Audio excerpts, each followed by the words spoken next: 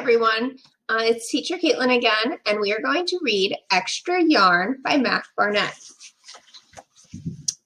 On a cold afternoon in a cold little town where everywhere you looked was either white of snow or the black of soot from chimneys, Annabelle found a box filled with yarn of every color.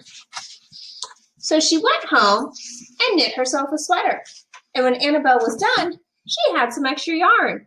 So she knit a sweater for Mars too. But there was still extra yarn. And when Annabelle and Mars went for a walk, Nate pointed and laughed and said, "You two look ridiculous." "You're just jealous," said Annabelle. "No, I'm not," said Nate. But it turns out he was. And even after she made a sweater for Nate and his dog, and for herself and for Mars, she still had extra yarn. At school, Annabelle's classmates could not stop talking about her sweater. "Quiet!" shouted Mr. Norman. "Quiet, everyone! Annabelle, that sweater of yours is a terrible distraction. I cannot teach with everyone turning around to look at you." "Then I'll knit one for everyone," Annabelle said, "so they won't have to turn around."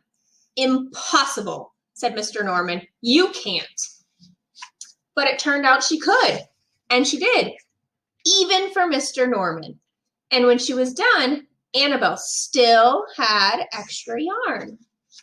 So she knit sweaters for her mom and dad, and for Mr. Pendleton, and Mrs. Pendleton, and Dr. Palmer, and for little Louis.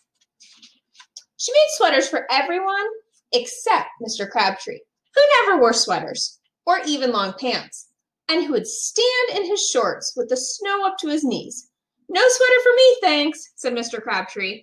So she made Mr. Crabtree a hat, and even though Annabelle still had extra yarn, she made sweater for all the dogs and all the cats and for other animals too. Soon Annabelle would run out of yarn. But it turned out she didn't. So Annabelle made sweaters for things that didn't even wear sweaters. Things began to change in that little town. News spread of this remarkable girl who never ran out of yarn, and people came to visit from around the world to see all the sweaters and to shake Annabelle's hand. One day, an archduke who was very fond of clothes sailed across the sea and demanded to see Annabelle. "Little girl," said the archduke, "I would like to buy that miraculous box of yarn. I am willing to offer you $1 million. "No, thank you," said Annabelle, who was knitting a sweater for a pickup truck. The archduke's mustache twitched. $2 million, he said. Annabelle shook her head. "No, thanks." $10 million, shouted the archduke. "Take it or leave it." "Leave it," said Annabelle. "I won't sell the yarn." And she didn't. So that night, the archduke hired 3 robbers to break into Annabelle's house, and they stole the box and took it to the archduke, who set off across the snow and sailed over the sea.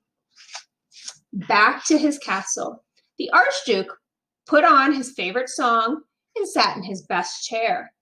Then he took out the box, and he lifted its lid and looked inside. His mustache quivered, it shivered, it trembled. The archduke hurled the box out the window and shouted, "Little girl, I curse you with my family's curse. You will never be happy again." But, do you see what happened? Look. It turned out she was. The end.